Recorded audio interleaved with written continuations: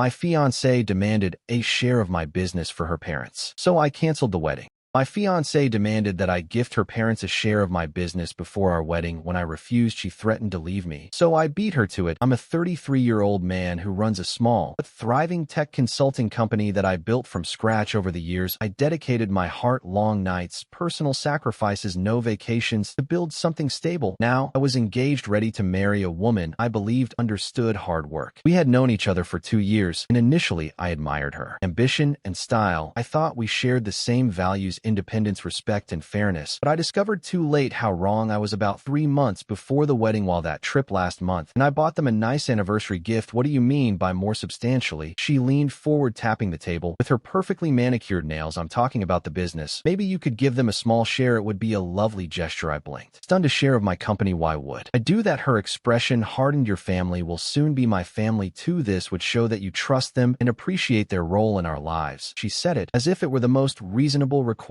in the world. I tried to stay calm. I built this business alone. Your parents had nothing to do with it. They never invested, never offered any business help. She shrugged dismissively. They don't need to have help. This is about respect. They've always dreamed of being part of something successful. It's a wedding gift from you to them. That's when I realized her sense of entitlement went beyond anything I had ever imagined. Shocked, I said, this isn't normal. People don't give away shares of their company as wedding gifts. It's a big deal. It has legal implications. Her smile faded. So you're refusing? She tilted her head, narrowing her eyes. Think about it carefully. We're about to start a new life together. Don't you want harmony? I felt a knot in my stomach. It was blackmail hidden behind a sweet tone. I'm sorry, I said firmly. There's no way. I'll be generous in other ways, but not with this. She pressed her lips into a thin line. If you really loved me, you would do. Did my parents deserve it? They raised me, supported me. Now you can show your gratitude. She emphasized the word gratitude as if I owed them something. I stood firm. They deserve respect, not a share of my livelihood. This is my business, my hard work. I'm not giving it away. She rose from the chair, her eyes flashing. If you won't do this for me, what's the point of this marriage? I can't believe how selfish you are. At that moment, I realized how toxic her demands were. She valued my business as currency without respecting my sweat and sacrifice. I knew this wouldn't end here. I prepared for the battle ahead. During the following days, the tension skyrocketed. She stopped talking about wedding details and instead bombarded me with guilt trips. My parents are excited about our future. Don't you want them to feel included? Or do you really love me if you can't do this one thing? I tried reasoning with her, suggesting alternatives, generous gifts, nice family vacations, but she wouldn't listen. The only gift that mattered to her was a stake in my company. One night after a tense dinner, she dropped a bomb. If you refuse to give my parents a share, I might have to reconsider being with you. Her voice was icy, her gaze challenging. My heart sank. She was threatening to break our engagement over this absurd demand. Was I engaged to a partner or a ruthless negotiator? I took a deep breath. Are you serious? We're weeks away from the wedding, and you'd throw it all away because I won't give up part of my business? She crossed her arms. You talk about love, but you're not willing to sacrifice. My parents deserve to benefit from your success. It's not like you can't afford it. If that's how you see it, maybe we shouldn't get married. Maybe I should find someone who values family more. The arrogance in her tone was unmistakable. I realized she never saw my business as mine. She saw it as an asset she could manipulate. If this was her attitude now, what future would I have with her as a wife? A life of demands, threats, and betrayal. The next morning, I met with a lawyer friend. I explained the situation. My fiancée demanded I gift part of my LLC to her parents. My lawyer, her parents could remain partial owners forever. Don't do it. I nodded my head with hardened resolve. I decided I wouldn't just refuse, I would protect myself. If she broke the engagement, so be it, but I wouldn't wait for her to leave me. I would take control. I began preparations, quietly updating legal documents, ensuring my company shares remained solely mine, setting aside personal finances and separate accounts. The next night, she confronted me again. So have you changed your mind? She asked, tapping her foot. I shook my head. No, I'm not giving them anything. She narrowed her eyes. And it's over. I can't marry someone who doesn't respect my family. She turned as if to leave the room triumphantly, but I said calmly, don't bother. I've decided to cancel the wedding myself. It's over. She spun around, surprised I had beaten her to it, refusing to let her corner me. Now I would watch her face the consequences of her entitlement. She stared at me, stunned. Are you ending it? Her voice trembled, as if expecting me to beg her not to leave. Instead, I was the one leaving. The power shift destabilized destabilized her. But we've planned everything, the venues, the invitations. You can't just back out. I laughed humorlessly. You threatened to leave. If I didn't give in now, I'm calling your bluff. I won't be blackmailed into giving away what I built. The wedding is canceled. Panic flashed in her eyes. She tried another angle. Tears. I was just trying to secure our future, bring our families closer. Her voice trembled, but I saw through her. It wasn't remorse. It was desperation. We can talk about this, she pleaded. I stood firm. We've talked enough. You've made your position clear. My value to you is tied to what I can give your parents. That's not love. She tried to spin the story. You're misunderstanding. It's a cultural thing. My parents expected a gesture. I shook my head. If it were just a gesture, why threaten to break up? This was extortion, not culture. Faced with that truth, her mask slipped. Fine, maybe I was testing your loyalty, and you failed to test. My blood boiled. You don't test your fiancé by demanding part of their company. That's manipulation, pure and simple. With her plans exposed, she turned cruel. She accused me of being selfish, narrow-minded. You have so much, and you won't share even a small part. You're greedy, she spat, raising her voice. I stayed calm. Greedy? I alone built that company. I don't owe your parents anything. Your attempt to coerce me shows who's really greedy. I walked her out of my house that night. She screamed, threats. You'll regret this. I'll tell everyone you abandoned me, that you're a liar. I shrugged. Tell whoever you want. I've documented your demands and threats. If you try to tarnish my reputation, I have proof. I had recorded some of our conversations, just in case. Legal advice suggested it was allowed since I was part of the conversation. It was insurance against her false accusations. She froze when I mentioned evidence. You recorded me. She paled, knowing her words wouldn't look good to anyone, not family, not friends, not a judge. The following days were chaotic. She tried contacting my relatives, crying that I had mistreated her. But when I forwarded excerpts of her demands, they understood my decision. Mutual friends reached out, shocked by her audacity. Some sympathized with her, but most hearing the full story sided with me. Desperate, she returned to my door sobbing. I'm sorry. My parents pressured me. They wanted to share. They said it was normal. I love you. Don't leave me. This sudden change of tone left me cold. If you really loved me, you wouldn't have threatened to leave over money. She fell to her knees, begging forgiveness with tears in her eyes. But it was too late. I wouldn't be her pawn. As I watched her plead, I felt no triumph, only relief. I had dodged a life of manipulation. I told her firmly, it's over. I won't marry you, and I no longer trust you. She tried to grab my hand, but I stepped back. Leave now, I said quietly, and don't contact me again. She retreated, sobbing, realizing her entitlement had cost her everything. My trust, the wedding, her imagined future, sharing my success. The finality of it all weighed heavily in the silence after she left, but I felt lighter, free from a toxic bond that would have suffocated me over time. Legally, I faced no major consequences. We weren't married yet, so there were no shared assets to dispute. The business remained mine, untouched by her grasping hands. I filed a cease and desist order through my lawyer, warning her not to defame me. Her parents tried calling once, asking if there was a misunderstanding. I told them the truth. Their daughter demanded a share of the business for them as a condition for marriage. They stammered excuses, but I ended the call. My life, my company, my boundaries, none of that was up for debate. In the following weeks, I focused on my work, my team, and my own well-being. Some friends confided that she was spreading partial truths, saying I was controlling and stingy, but I had enough evidence to clear my name if necessary. The rumors died down when people realized she had no proof, only bitterness. I learned a valuable lesson. Love doesn't demand giving up hard-earned achievements to please others. A partner supports and respects boundaries, doesn't try to extract wealth from you. I dodged a bullet by rejecting her ultimatum and acting first. In the end, I emerged stronger, cautious, but not bitter. I saw how quickly greed can poison a relationship. She underestimated my resolve, thinking I would surrender to keep the peace. Instead, I proved that my integrity and self-respect weren't for sale. No doubt she regrets her decision, knowing she lost a stable future by pushing too hard. If she imagined herself as a clever strategist, she discovered I wasn't her chess piece. Actions have consequences, and her attempt to leverage my love for her parents' benefit cost her everything. If you like this, don't forget to leave a like and support the channel with a subscription. See you in the next story.